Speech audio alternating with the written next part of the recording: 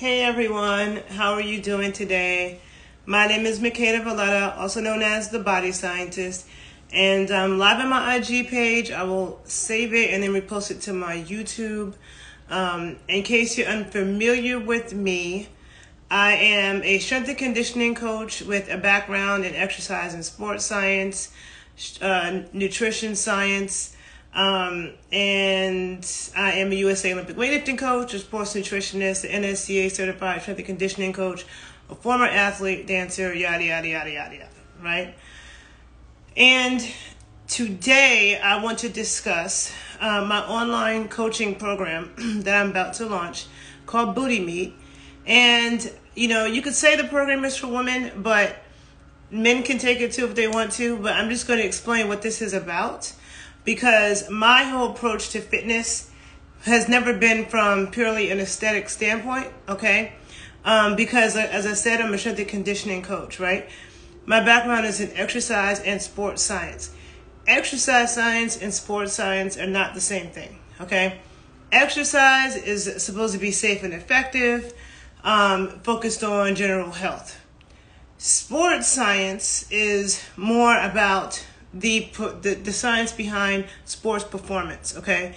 How somebody runs faster, gets more agility, increases their vertical jump, how they can be more explosive, have more endurance, okay? That's what sports science is about. Sports is not always safe, okay? There are things that people do in sports that is very dangerous, very bad for your body, whereas in exercise, that wouldn't be there, right? But also in an industry, like the general fitness industry, is based on aesthetics. When I first got out of, when I was in college doing my degree, my goal was to work with female athletes. I was never against working with male athletes, but my real passion was working with female athletes. Because when you're working with athletes, it's more about that performance thing. I played sports all my life. I understood that. It was never, even sometimes setting an aesthetic goal. When you're an athlete, trying to work on an aesthetic goal at the same time can be counterproductive, okay? I remember when I was training this basketball star, this female, when I was in my early 20s. She's a star now, actually. I'm not going to say her name, but she's a very well-known former basketball player who's doing big things. But I remember, I was training her when she went back to Stanford, when she went back to school for, they were going to be testing her on certain things, okay? Certain markers. So I was training her for those things, so that when you get back and they're testing your mile time, and she had injuries that she was coming back from, serious injuries. So that's what I was training her for. But then she might have said to me, "Oh, but I don't like my abs." She didn't feel like she was lean enough, right? And the workouts that I was giving her wasn't really geared towards making her as lean as possible. It was geared towards making her a better basketball player, right? And so I came out of my expertise as a strength and conditioning coach, because what a strength and conditioning coach does, what we do, okay? Because in the umbrella of sports science and exercise science, there's a lot of different specialties, right? The strength and conditioning coach, what we do is we design workouts in the weight room, okay, for athletes. We use periodization methods to help them increase performance and decrease injury, okay? Increase performance and decrease injury. So we look at the biomechanics and the physiological demands of that sport or position. We look at the common injuries of that sport or position, okay? And we look at other underlying injuries that that person may have. So for example, if you're a sprinter, period, okay? Hamstring tears are very common for sprinters. The way that you counteract that and prevent that is really going hard on strengthening the hamstrings, okay? Because when you're sprinting, which means you're running all out 100%, your quads and your hamstrings are both contracting very powerfully and strongly, okay? And they're opposing muscles. So most people's quads, and this is athlete, non-athlete, male or female, most people's quads are way stronger than their hamstrings. So if you're sprinting and you're running as fast as you can, and your quads are contracting powerfully, and your hamstrings don't have the same level of strength in the contractions, this could overpower your hamstrings or your hamstring tears, okay? So the way to prevent that is by doing lots of hamstring exercises and really to counteract and make up for that strength difference, right? But then also that sprinter is also training to run faster, to come out those blocks faster. You know what I'm saying? To accelerate quicker, to be able to be able to maintain that top speed for a long time and get there quickly, to increase stride frequency and stride length, right? If you're looking at a baseball pitcher, the common injuries, you know, shoulder and elbow issues, right? So that pitcher wants to be able to throw with full power, as powerfully as possible, for as long as possible, without jacking up this whole thing. You can break your arm doing a baseball pitch. It's one of the most studied movements in sports, right? So, you know, each sport, you know, whether somebody is a ski jumper, this loud damn sound outside, I'm sorry. Whether somebody's a ski jumper, a figure skater, a gymnast, it doesn't matter. Every sport has different challenges it puts on the body. And a strength and conditioning coach, oh my God, there is this loud construction outside, and I wish I would have closed the door before I started. So hopefully you can hear me okay. It's distracting me, driving me crazy. But so that is what, you know, strength and conditioning. And so the workout that you do on the off season is different than what you do pre-season, is different than what you do in season, is different than what you do during the championship times. Nobody's in peak condition year round, and nobody's in peak condition every single day of their life. So if you're a competitive athlete, you have to be in peak condition on the days that you have to compete. Those days, you cannot have, you know, be feeling tired, can't be having a headache, can't be having, like when you think of people who are high-level performers, like even a Beyonce, okay? If Beyonce's on tour, she's doing these big elaborate performances, you know, traveling from one country to the next. She can't get there and be like, oh, I have a migraine, I can't perform tonight. You know what I'm saying? So people who use their body, athletes, performers who have got to perform at a high level, there is a science behind the training, the resting, and what you eat and when you eat it. That's what a sports nutritionist does. I'm a sports nutritionist too. So the timing of the meals and the macronutrients, how much carbohydrates do you need right now and when, and protein and fats, there's a science behind that too. So that when it's time to compete, you don't have gas, or you're not too hungry and your blood sugar levels are too low, or you're not in a state of dehydration, okay? So people who have got to go hard every day, there's a science behind that. And so that is my specialty. Now, when I got into working in gyms, and I first got out of college, I remember working at Equinox and working in different gyms, and everybody came to me with these aesthetic goals. Everything was aesthetic, you know, about how they wanted to look. And I didn't feel strong with that because that wasn't my approach. My approach and philosophy and background had to do more with strength and conditioning, which is more about performance, okay? Sometimes in sports there are aesthetic, like some sports have that where, like, not even aesthetic, but like there are certain sports that have weight requirements, which I feel like are really dangerous. Sports that where you have to be a certain weight and make weight classes, I think that is very dangerous. So you have some sports where you have to deal with that, like boxing and stuff like that. But for the most part, sports training is not based on that, okay? But a lot of times, the body that you get will be, a lot of times there's certain, and again, depending on the sport, but a lot of times there's certain bodies that come from performing a certain sport, right? So a lot of times sprinters are built a certain way. A lot of times distance runners are built a certain way. A lot of times, you know, you have, like people, volleyball players are built a certain way. People that are speed skating all have thick thighs, right? And a lot of time it's because the training that's involved in that sport builds a certain body. A lot of gymnasts, broad shoulders, you know, a lot of gymnasts have broader shoulders than hips, you know what I'm saying? Especially on an Olympic level, or they're shorter.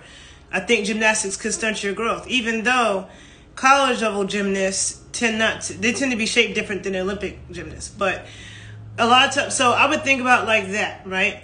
So I know I naturally play sports, but then I always thought like, you know, and okay, so then there's this thing about genetics, okay? So I'm going to get to the point.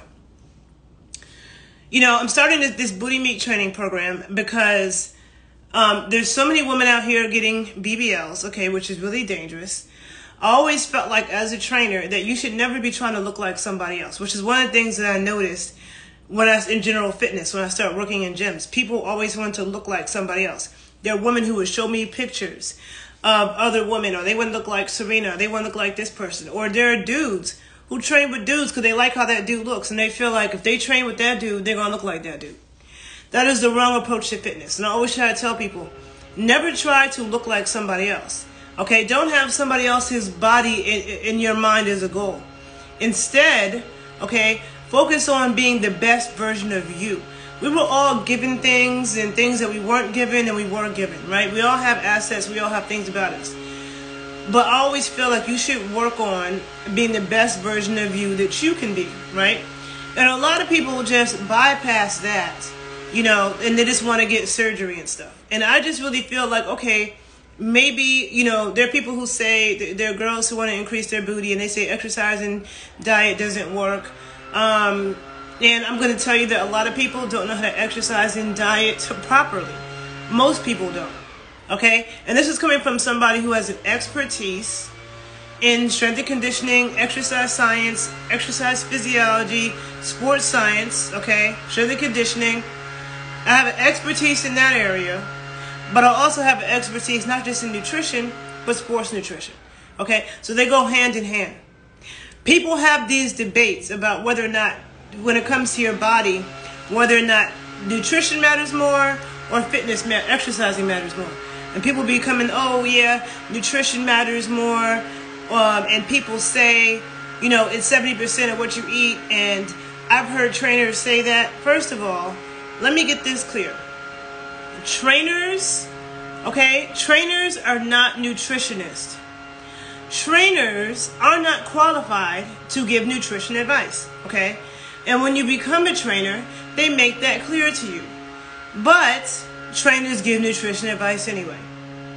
And I can tell you, most trainers don't know anything about nutrition. The stuff that they're reciting to you is just the same fitness industry, which is fitness industry propaganda, which comes from the world of bodybuilding. Like this idea that we need to eat 6 small meals a day and all this stuff. That comes from people who are on steroids. People on steroids need to eat 6 small meals a day.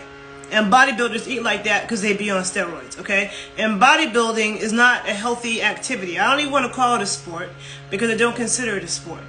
They pose, okay? If you're playing sports, you actually have to perform. You actually got to do something. You got some strength, some agility, some power, some endurance. I mean, what?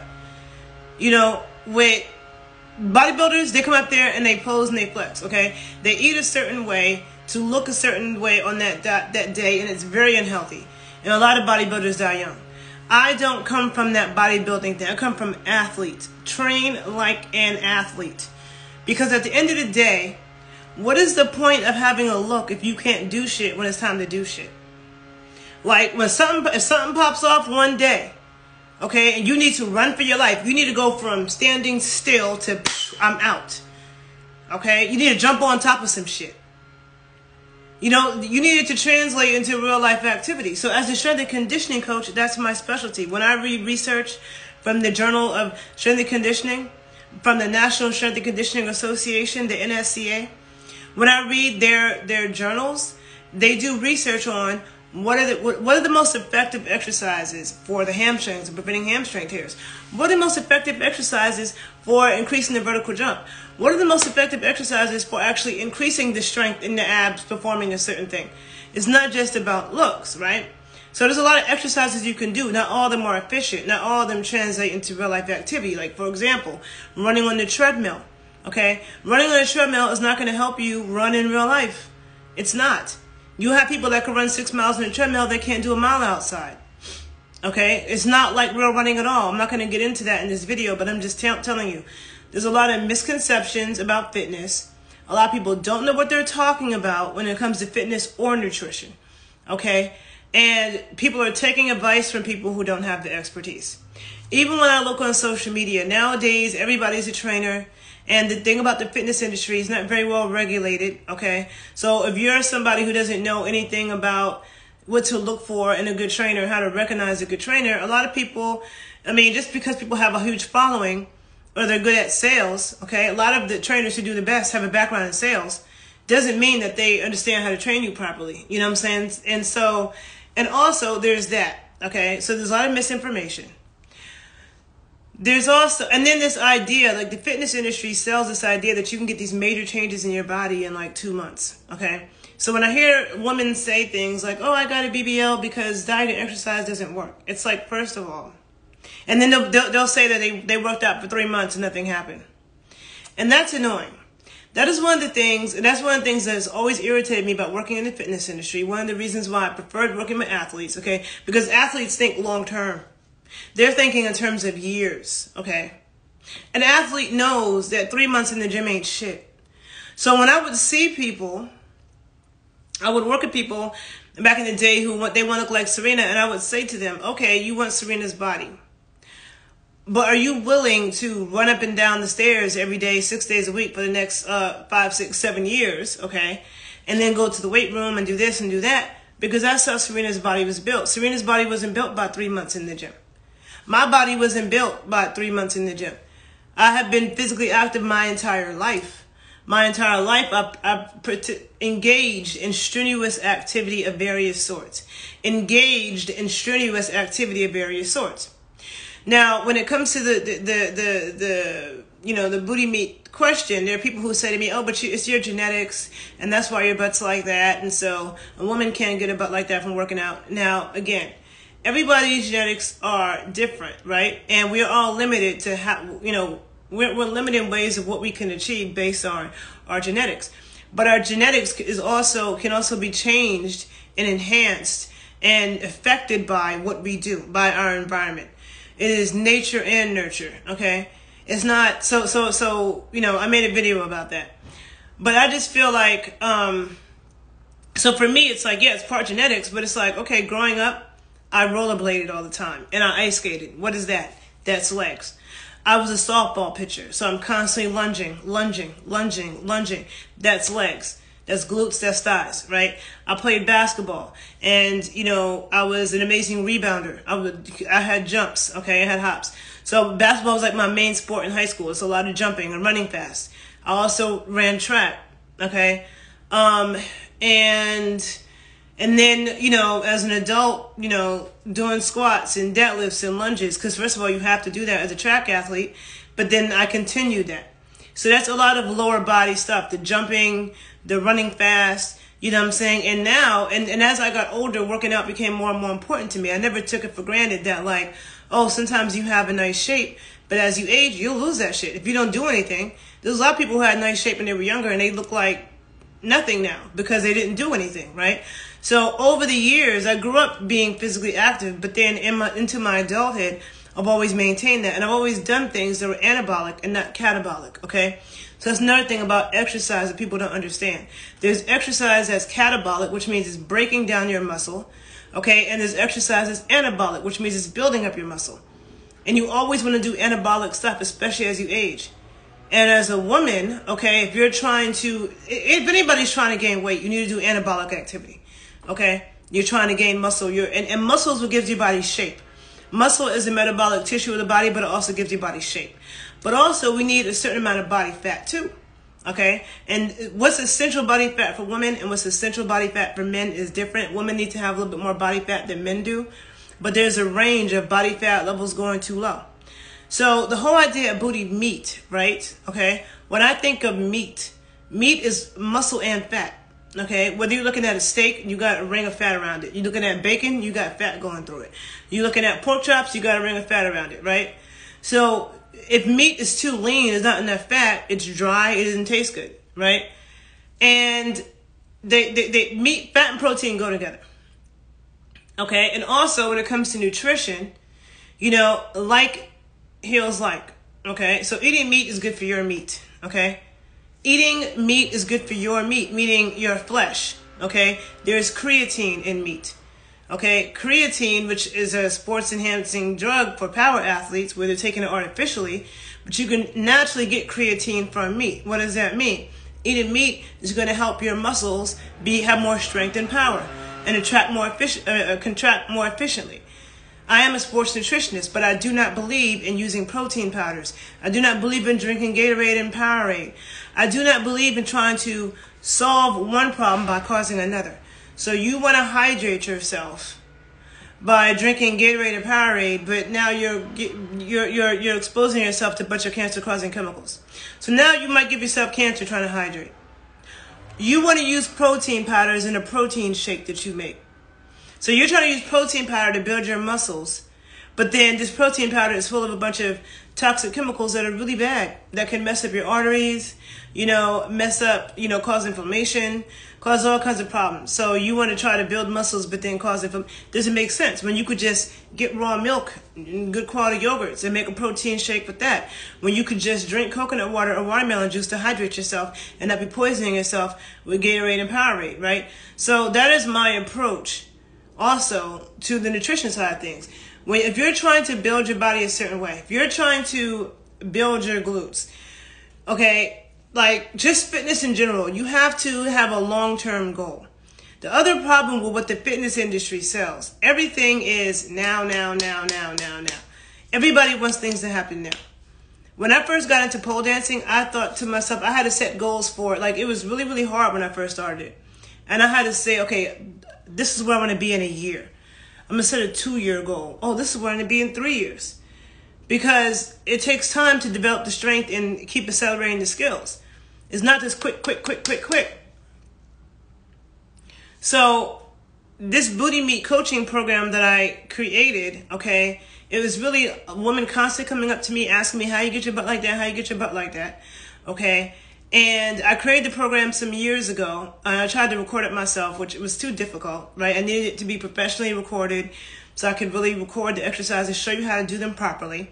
Because online, there's a lot of people telling you, oh, do these exercises so you can get a booty. Do these exercises, but it's not, the exercises they're giving you are like lightweight bullshit, okay? If you really want to grow your booty, okay, and you want your thighs to match, all right, you have got to be lifting weights.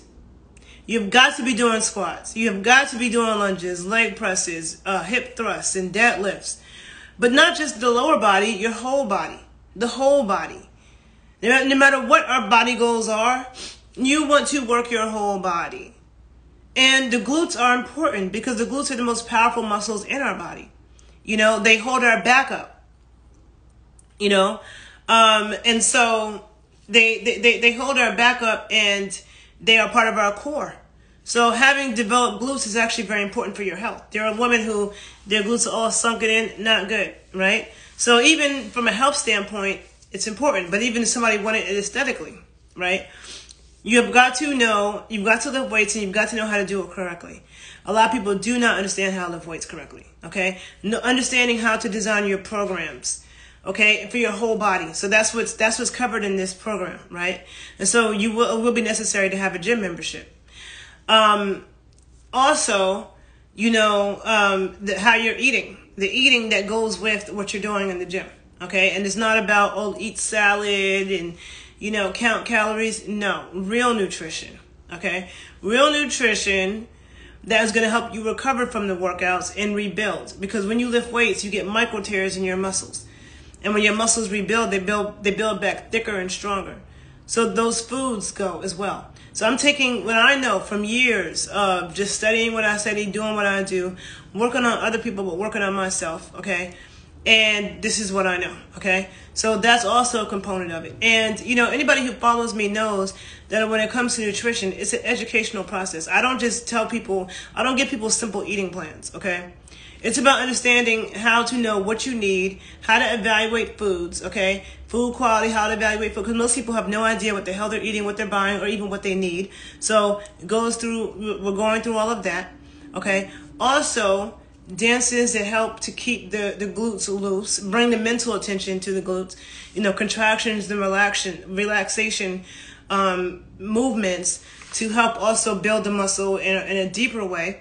And also give it some jiggle, right? Because, nobody wants a booty that's too tight and stuck and rock hard. So it needs to be a little bit of fat, a little bit of jiggle, okay? That's for aesthetics, but it's also for health, okay? Really. And so I always would suggest that women, this program, a woman can stay, participating in it for as long as they want. I think a good goal is to set out for 6 months or a year. And again, people can stay in it for as long as they want, right? But even if you don't stay in it for a year, still set your goals for that time. So if you feel like you've learned what you need to learn, keep on going. Keep on going. Keep on going forever. Because at any point you get too comfortable and you think, oh, my body's good, I don't gotta do nothing. and you let it all just waste away. It will waste away. When it comes to your body, if you don't use it, you lose it. Okay? And so, you know, this program consists of several classes where I'm explaining in depth all these things about the exercises, demonstrating the form. There will be opportunities for the participants to send me videos back so I can see their form and correct it. Okay? There will be weekly meetings, okay, weekly Zoom calls where we're discussing progress, where the participants have a chance to ask questions, okay? Because when you are working out, you do need to keep tweaking your programs. And there's different ways to tweak it. And that's one of the things that we'll learn. And we'll learn in a group from also hearing what other people are doing, okay? Women tend to do well in groups. I'm not the kind of person that needs to be in a group when I'm doing something, but this is just something I've noticed about the psychology of women and fitness, and it can be helpful. It can definitely be helpful when you're in a group and because you learn from other people's situations too, and other people's questions, okay? Just like being in a class. And if you're not free for the Zoom call, it will be saved and archived every week, okay? So you'll still be able to come in and listen. And then there will also be a Facebook group, so you can also post questions during the week. And, you know, we can all learn from that. So it's constant feedback. Because if you don't have a one-on-one trainer there with you, you know, when you're really training and really trying to get results, you need a professional who knows what they're doing to be there analyzing what you're doing. Your form, your program design. It's not just do this workout and do this workout for a month and you're good. That's not it. You know, I'm always available to work with people one-on-one as well, especially in my two cities, New York and Chicago, but also any other city I go to. I'm always, you know, available to work with people one-on-one, but I'm telling you, if you really are trying to get real results in fitness, it doesn't happen from just doing, you know, buying a one-size-fits-all program, okay? You know, it doesn't work like that. So this program, okay, this Booty Meet online coaching program, okay, it will be initially $350, okay, and what comes with that is, you know, the video classes, okay, and 2 months of coaching, which is every week, once a week, okay, that we're doing these Zoom calls. From that point on, if you want to continue, the woman wants to continue with the monthly coaching, and the coaching is on everything, the food, the workouts, whatever. It will be $99 a month, okay, from that point on. And people can leave out of the program whenever they want, okay? And from now until the end of the month, it will be $250, okay? From now till November 30th, it'll be $250 to sign up. And that comes with all the classes and 2 months of free, 2 months of coaching. The course will be on Kajabi, okay? It is being built right now on the back end, being worked on. And it's really, you know, I started creating this class some years ago, and I kind of let it go because it was too hard for me to do myself, because you really do need professionals. I had to invest a lot in this class to get it filmed professionally. But it was really other women who kept coming to me, asking me again for this course. So I did it because this is what the women were asking for. Women kept asking me. And I'm like, you can ask me all day how to grow a bigger ass, or how to get my ass like this, but people don't really want to listen for the answer. Like, even if I were to try to give you a quick answer, okay, even if I were to tell you all the things that I've been doing over the years and how to give you and gave you a quick answer, like, you still don't know how to implement it properly. But people don't even listen to the quick answer, okay? Everybody wants things now. People want to take a pill or get a surgery and make it happen. And I'm telling you, the real thing, it lasts longer, it feels better, and it's better for your health. You have to think longevity. You have to think years from now. You want your body to be intact, but you want your health to be intact. So getting surgery to me is something you get when you have to get it. Sometimes people have to get surgery. But just getting surgery and mutilating yourself and a part of your body which is vital, where you have so many major veins and blood supplies, it doesn't make any sense. You know what I'm saying? And I really think people should focus on being the best version of yourself. Okay? And maybe you can get 3, 4, 5 inches on your hips and your booty. Maybe you get 2.